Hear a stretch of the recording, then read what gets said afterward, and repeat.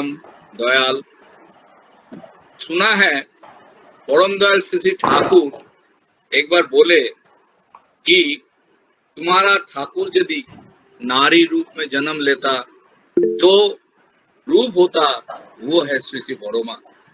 उस जगत जननी श्री बड़ोमा के श्रीपाद पद्म में मेरा शत शत नमन। ओम पुरुषोत्तम भरजासी त्रैलक्य पूजिते शुभे सर्वत पाहि मां माता सरसी बाला देवी नमस्तुते। जगत जननी श्री बड़ोमा मेरे परमाराध्या परम प्रेममय श्री ठाकुर जी की हर एक वाणी को अपने जीवन में उतारे थे। ठाकुर जी की एक वाणी है, स्वामी के प्रति आकर्षण जैसा सुत पाता है जीवन वैसा। देखिए दया करके उन्होंने हमारे बीच परम पूज्य पाद श्री श्री बौरदा जी को लाए। अखंड मंडलाकारं व्याप्तं येन चराचरं तत्पदं दर्शितं येन तस्मै श्री गुरवे नमः। जो अखंड मंडलाकार में सदा विचरण करते हैं, हर कण कण में जिनका वास है, उनका पथ प्रदर्शक करे मेरे श्री बौरदा के श्री पाद पद्म में मेरा सत सत नमः। आज मैं जो भी हूँ, जैसा भी हूँ, जिस परिस्थिति में हूँ, ये प्रभु की दया है। और जिन्होंने मुझे उस लायक बना के अपने जीवन में आगे ले चल रहे हैं, वही आचार्य देव भव, पितृदेव भव, मातृदेव भव। मेरे आचार्य देव श्री दादा के श्रीपाद पद्म में मेरा सत सत नमन। ब्रह्म मार्ग प्रदर्शकम प्रेम भक्ति विनायकम शांति सुस्थि विधायकम आचार्यं प्रवरं नौमि। सुना है हुजूर महाराज बोले थे इस बार प्रभु आएंगे उस धाम से, राधा स्वामी धाम से, और पिता पुत्र के रूप में लीला करेंगे। आज वो दर्शन कर रहा हूँ उस आचार्य पुत्र पूज्यपाद बाबा के श्रीपाद पद्म में मेरा शत शत नमन।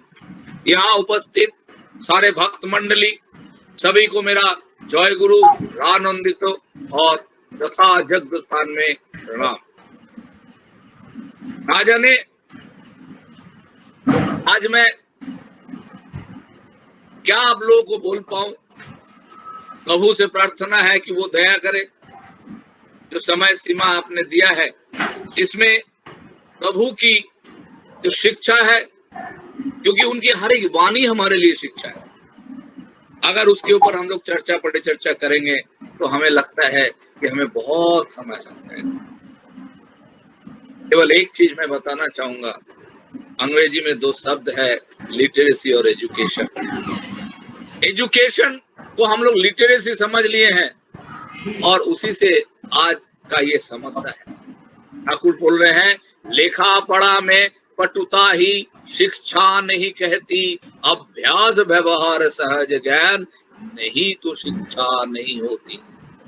अभ्यास व्यवहार और सहज ज्ञान से ही शिक्षा संभव है, क्योंकि वो सब जानते थे। लेकिन ये सहज ज्ञान है क्या? अभ्यास तो मैं समझता हूँ, रोज सुबह उठता हूँ, लेकिन एक ही समय में उठता हूँ, एक ही काम करता हूँ, ये अभ्यास करता हूँ। व्यवहार, कैसे मेरे घर में कोई आए या मैं किसी के घर जाऊं, किसी को कैसे मैं देखभाल करूं, उनके साथ मेरी आचार विचार जो वार्तालाप है, वो सब व्यवहार के अंदर है। और सहज ज्ञान क्या है? सहज ज्ञान है गुरु को श्रद्धा करना, बिना आपत्ति बिना वजह से उन्होंने जो बोला उसको उस क्षण करना, बड़ों को सम्मान करना, छोटों को स्नेह देना, जरूरतमंद को सेवा देना और निज शरीर को श्री विग्रह का मंदिर समझकर यत्न करना होगा। तभी तो कहते हैं कि बिन गुरु और अभ्यास का ज्ञान अधूरा होता है। मैं कह रहा था परम पूज्य पाद श्री बौरदा श्री ठाकुर जी की, मैंने जहां तक उनको समझा, मैंने उनको अपने इस आंखों से देखा। मेरी जो नाम है कृति कुमार गांगुली, उन्होंने दया करके उन्हीं के श्रीमुख से दिए। मेरे मुंह का पहला चावल जिसे अन्नप्राशन कहते हैं, उन्हीं के श्री हाथ से हुआ। ये मेरी सौभाग्य है। ना जाने कितने जन्म तक तपस्या करने के बाद शायद आज मुझे इस दिन देखना पड़ा, और मैं उससे भी गौरवान्वित महसूस करता हूं कि आज मैं आपके सामने बैठ के उस प्रभु का गुणगान कर रहा हूं। उस दिन बहुत गर्मी थी। ठाकुर जी वर्तमान मेमोरिया के अंदर बैठे हुए हैं। उन्हें अपने ज्येष्ठ पुत्र, ज्येष्ठ आत्मा, जिनको ठाकुर बोल रहे हैं कि बड़ो खोकार मैं, रुपया का इस तरफ और उस तरफ, वो मेरा केवल औरस जात संतान नहीं है, वो मेरी कृष्टि जात संतान है। He is a god gifted, ईश्वर प्रदत्त पुरुष है। उनको याद कर रहे हैं। वो आते हैं, प्रणाम करते हैं। दिन में 10:30 बज चुका है। देवघर में तो आप लोग जानते हैं बहुत गर्मी पड़ता है, लू चलता है, गर्म हवा चलता है, आदमी मर जाता है। बोलते हैं बड़ो खोका मुझे 28 तो साड़ी दे सकते हो। श्री बौरदा ठाकुर को प्रणाम करते हैं और मेमोरिया के घर से निकलते हैं। एक भक्त उनके माथे पे छतरी पकड़ता है, बोलते हैं नहीं नहीं मुझे छतरी नहीं चाहिए, प्रभु का आदेश पालन करने दो। तब तक इतना व्यवस्था देवघर में नहीं था। ठाकुरबाड़ी में कोई अपना गाड़ी घोड़ा नहीं था। किसी भी तरह जो मेन गेट के बाहर निकले, मनमोहिनी धाम के सामने कुछ मिला नहीं मिला, पैदल चलते रहे। रिक्शा या टांगा कुछ मिल गया, उससे वो बाजार गए जो 2.5-3 किलोमीटर की दूरी में है। वहाँ दुकान बंद हो रहे थे। एक बंगाली दादा का दुकान था। बोला दादा हमको कुछ साड़ियाँ चाहिए, मुझे मेरे प्रभु को देना है, पैसा बाद में दूंगा। उनको मालूम था कि वो कौन है। उन्होंने 28 साड़ी लिया। उसको लेके ठाकुरबाड़ी कैसे जाए। उनके साथ जो भक्त था वो बाजार से जाके एक टोकरी बांस का खरीद के लाया, उसके ऊपर रखा। वो भक्त अपने माथे में उठाना चाहता है। श्री बौरदा बोल रहे हैं नहीं नहीं तुम नहीं लोगे, मुझे मेरे प्रभु को, प्रभु ने मेरे से मांगा, मैं ले जाऊंगा। वो खुद अपने माथे में लेते हैं और फिर किसी भी तरह से ठाकुरबाड़ी आते हैं और मेमोरिया के अंदर घुस के ठाकुर को प्रणाम करते हैं, अपने माथे से उसको सामने रखते हैं और प्रभु बोल रहे हैं वो सामने सरोजिनी माँ, वो काली षष्ठी माँ, उन सबको दे दो। दे देते हैं, प्रणाम करते हैं और बाहर निकल जाते हैं। ठाकुर जी की वो जो वाणी है ना, उषा निशा में मंत्र साधन, चलते फिरते यप, यथा समय इष्ट निर्देश, मूर्त करना ही है तब। यही तो तपस्वी है, यही तो आचरण सिद्ध पुरुष है, तभी तो वो आचार्य है। ठाकुर जी की एक वाणी, मुझे लगता है कि परम पूज्य बात से बौरदा ने अपने जीवन में एक एक चीज को न उतार के ठाकुर जी बोल रहे हैं पिता स्वर्ग, पिता धर्म, पिता ही तप के नंदना, पितृ प्रीति संचार करती, सब देवताओं का वंदना। अपने पिता को गुरु रूप में जिन्होंने देखा, अपने पिता को स्वामी रूप में जिसने देखा, अपने पिता को ईश्वर रूप में जिसने देखा, उसके बंधन से वो बंधित होके आज पूरी दुनिया, त्रिलोक पूजित हो जाते हैं हमारे श्री बौरदा।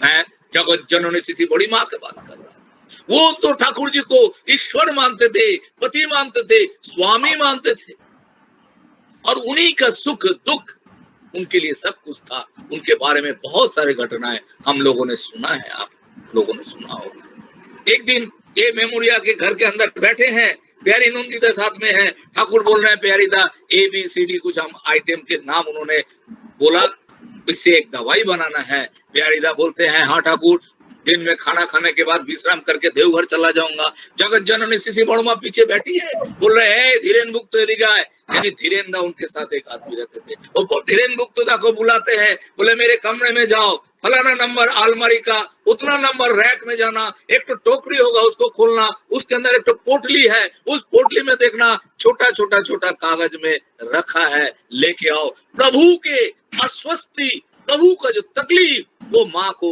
कतई मंजूर नहीं था। वो सदैव उनके लिए तैयार रहते थे जगत जननी। तभी तो स्वामी के प्रति आकर्षण जैसा सुध पाता है जीवन वैसा श्री बौरदा। बौरदा की लोकपाली जीवन, बौरदा की जो आध्यात्मिक जीवन, बौरदा की जो पारिवारिक जीवन, बौरदा की जो सामाजिक निजी जीवन है, वो कितना सुंदर सहज सरल है। मैं अगर आज बोलने लगूं ना दादा बहुत समय लगेगा। केवल 20 मिनट में मुझे समापन करना है। शायद मैं 15 मिनट बोल चुका होगा, 5 मिनट है। परम प्रेममय श्री बॉर्दा जो है ना, वो अंतर्जामी थे, वो सब जानते हैं, वो त्रिलोकदर्शी थे। एक कहानी मुझे याद आ रहा है, नॉर्थ बंगाल में डॉक्टर रिबानुन रायदा, वो उनका बच्चा 6 महीने का गोदी में, तबीयत बहुत खराब है, हर बार सोचते हैं देवघर जाऊंगा, जा नहीं पाते हैं। उस बार शिशु को लेके जाने का इच्छा है, लेकिन जाने कैसे, बच्चा बचेगा तब ना। डायरिया हो गया, वॉमिटिंग कर रहे हैं, वो बोल रहे हैं नहीं नहीं नहीं, अब तो नहीं, अब इसी हालत में मैं उनको लेके जाऊंगा।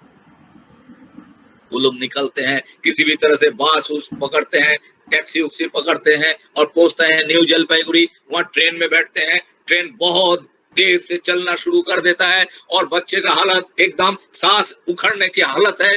सोच रहे हैं कुछ तो खाएगा नहीं, पिएगा नहीं, दो एक तो डब मिल जाता तो नारियल पानी पिला देता। इस अवस्था में गाड़ी जो तीव्र गति से चल रहा था, वो धीमे धीमे धीमे धीमे इतना धीरा हो गया कि लगा कि गाड़ी एकदम खड़ी हो गई। और खिड़की से सुन रहे हैं, आवाज मिल रहा है, कोई बोल रहा है डाब ले लो भाई, डाब बंगाल में नारियल पानी को डब बोलते हैं, वो डाब ले लो।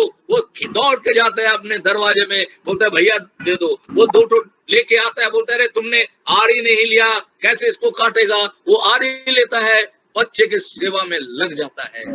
इस अवस्था में ट्रेन कब छोड़ जाता है उनको याद नहीं रहता, ध्यान नहीं रहता है। जब उनको होश आता है तो देखता है और बोलता है अरे ये तो गाड़ी दूर आ गया, ना तो मैं पैसा दिया, ना मैं ये आड़ी वापस किया, अब क्या होगा।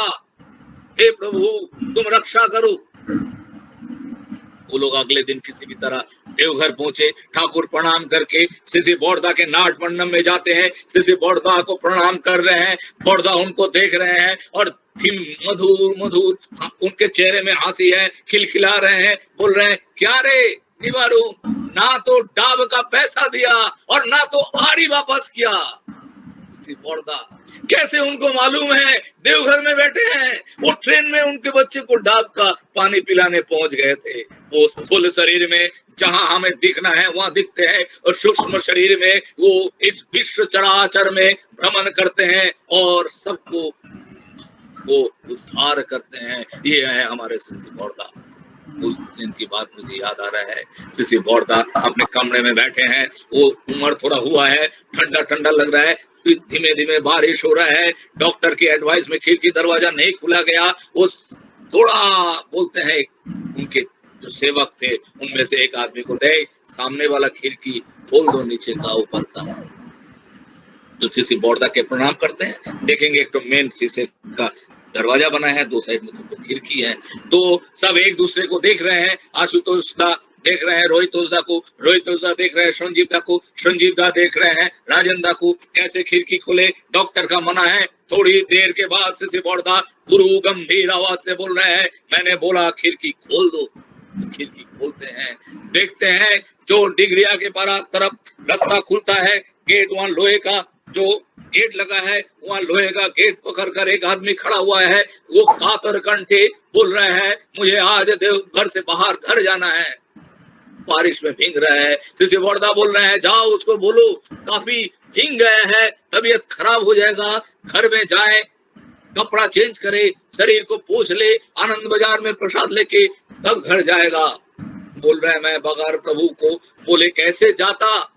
प्रभु तो दयामय है, उनको मालूम है कि उस खिड़की के उस बार कोई उनका इंतजार कर रहे हैं, तभी तो वो खिड़की खोलने के लिए बोलते हैं। ये निवेदन हो जाता है, थोड़ी देर में बोलता है खिड़की बंद कर दो। प्रभु को मालूम है, वो जानते हैं, समझते हैं, देखते हैं। बॉम्बे में दर्शना थाने वाली एक माँ है, वो एक बार से बॉर्दा को जब मिलने आए, बहुत लोगों ने बहुत कुछ बात कहा। वो अपने कागज में लिख रहे हैं, अपने किताबों में, कि मैं अपनी जन्मदाता पिता के बाद एक और पिता मेरे जीवन में मिला। जानते हैं श्री बॉर्दा संजीव मंडल दा को एक दिन बोल रहे हैं, संजीव मेरे सामने कपड़ा पहन के खड़े रहना और नंगा खड़े रहना दोनों एक ही बात है। इस बात को उस दिन मुझे समझ में आया नहीं। बाद में दर्शन आदि का बात पढ़ा तो समझ में आया। वर्ष दर्शन आदि से मिला कब समझ में आया, उस समय उनका देवघर में आना जाना खूब था। वो प्रेग्नेंट थी, पहला बच्चा होने वाला था। सिसी बोर्डा के कमरे में वो खड़ी हुई है, क्योंकि वो पिता मानते थे उनको, पिता के घर में ही रहना है। तो सिसी बोर्डा उनकी तरफ एक दिन सुबह देख रहे हैं और हंस रहे हैं और हंस रहे हैं और हंस रहे हैं। वो समझ में नहीं आ रहा है, वो भी हंस रही है। फिर थोड़ी देर में बात बोल रहे हैं, सिसी बोर्डा के श्री मुख से निकल रहा है, कितनी सुंदर, कितनी सुंदर, कितनी सुंदर। और जानते हैं, उस माँ ने एक कन्या को जन्म दिया और वो वाकई बहुत सुंदरी है। ये है सिसी बोर्डा। वो अंदर बाहर देखते हैं, सब कुछ दिखता है। हम उनको क्या धोखा देंगे? हम तो ठाकुर जी को भी धोखा देते हैं, क्योंकि ठाकुर जी बोल रहे हैं, अर्थमान जा शिक्षा दिपाने की आशा में मुझे ठाकुर बनाकर भक्त मत बनो, सावधान हो ठगे जाओगे। तुम्हारा ठाकुरत्व ना जागने पर कोई तुम्हारा केंद्र भी नहीं, ठाकुर भी नहीं, धोखा देकर धोखे में पड़ोगे। हम लोग तो सब पाना चाहते हैं ना। ठाकुर जी बोल रहे हैं, सब पाने को बनाया गुरु, पाने को परित्राण, देखने में तो नमो नारायण, पाने को चौहार। हम लोग पाना चाहते हैं कि प्रभु ये कर दो वो हो जाए, ये कर दो वो हो जाए। आज तो कुछ नहीं मांगने का दिन है, केवल देने का दिन है। और मुझे जो आशीर्वाद आज कुछ बात सिसी दादा हमारे आचार्य देव ने दिया, आपने सबने उस वीडियो को देखा होगा कि करुणा काल जाने का उन्होंने जो परम पिता से प्रार्थना किए हैं, उनकी प्रार्थना कभी मंजूर होता ही होता है, कभी नाकार नहीं होता है। उसमें उन्होंने हमें बोला है कि तुम लोग तैयार हो जाओ। जो ठाकुर जी का असमाप्त काम है, जो काम छोटा छोटा रह गया है, हम लोग एकदम तैयार रहे। जैसे ही करुणा खत्म हो, ये महामारी खत्म हो, हम लोग उसको तीव्र गति से करें। और ठाकुर जी की जो नीति है, जो सदाचार नीति है, वो जो किताब है, उस किताब को पढ़ो और पढ़कर घर घर तक हमें उसको पहुंचाना है। उस नीति को सबको बोलना है। एक घटना मैं आचार्य देव को बोल के खत्म करूंगा, क्योंकि समय होने वाला है। उस दिन मैं लखनऊ आया हुआ था। मैं पहले दिल्ली रहता था, कानपुर होते हुए मेरा पोस्टिंग लखनऊ हुआ। मैं वहां प्रणाम कर रहा था रोज शाम सुबह प्रार्थना के बाद सिसी दादा के आसन के सामने प्रणाम करके बोलता था, दादा ये लखनऊ में कहाँ ला के फेंके, या तो एक भी सत्संगी नहीं है, मैं क्या करूं? मैं बहुत दुखी थी। 15 दिन के बाद मैं देवघर गया। ठाकुर प्रणाम बड़वा, प्रणाम बड़दा प्रणाम करके शिष्य आचार्य देव के नाट मंडप पहुंचा। अपना सर झुकाया प्रणाम करने के लिए। प्रणाम करने से सर उठा भी नहीं पाया। शिष्य बड़दा, शिष्य दादा बोल रहे हैं, ए के बोलछिलो तोर मन नाकी खूब खराब, ठाकुरेर काज करते गले मन खराब करते नहीं, पायनियर होते है भैया। दादा मुझे नहीं मालूम कौन सी वो मोबाइल था, कौन सा वो कॉर्डलेस फोन था, कौन सा वो दूरदर्शन था, कौन सा टेलीफोन था, कौन सी अखबार था कि मैं लखनऊ में बैठ के उनके आसन के सामने कातर कंठ से जो मेरी मन की बात कह रहा हूँ, वो वहां बैठ के सुन रहे हैं। उस दिन मुझे समझ में आया कि वो सब सुनते हैं। ये जो मैं यहाँ बैठ के आज बात कर रहा हूँ, एक एक बात उनको सुनाई दे रहा है, एक एक एक्शन उन्हें दिखाई दे रहा है, एक एक चीज वो समझ रहे हैं। धोखा उनको नहीं दे सकते हैं, क्योंकि उसी नाट मंडप में बैठे हुए एक दिन वो दुलाल जब उनको बोल रहा है, दुलाल मजुमदार था मेदिनीपुर के, क्या के दादा हम लोग कैसे दीक्षा देते हैं, कैसे जाजन करते हैं, कैसे ठाकुर जी का आसन सजाते हैं, कैसे प्रसाद लेते हैं, कैसे भजन करते हैं, कैसे कीर्तन करते हैं। श्री दादा बोल रहे हैं, दुलाल दा आप जो भी करते हैं, जो भी सुनते हैं, जो भी देखते हैं, मैं यहाँ बैठ के दूरदर्शन में देख पाता हूँ। दादा मेरे जीवन में मैं आज जो भी हूँ, मैं मेरा एक बेटा और एक बेटी है। मेरी शादी के 9 साल के बाद पहली बेटी मेरे जीवन में आया। ये बहुत लंबी कहानी है, उनकी दया के बिना हो नहीं सकता। इसीलिए परम दयाल श्री ठाकुर बोल रहे हैं कि तुम अगर चंद्र सूर्य को उसके कक्ष से हटा सकते हो, पृथ्वी को तोड़ के टुकड़ा टुकड़ा कर सकते हो, लेकिन हृदय में अगर प्रेम नहीं है तो कुछ नहीं होने वाला है। आइए प्रेमिक पुरुष के साथ जुड़ के अपने जीवन में उस प्रेम का उदय करे, और हम लोग सब उदात्त कंठे एक साथ बोले, वंदे पुरुषोत्तमम, वंदे पुरुषोत्तमम, वंदे पुरुषोत्तमम।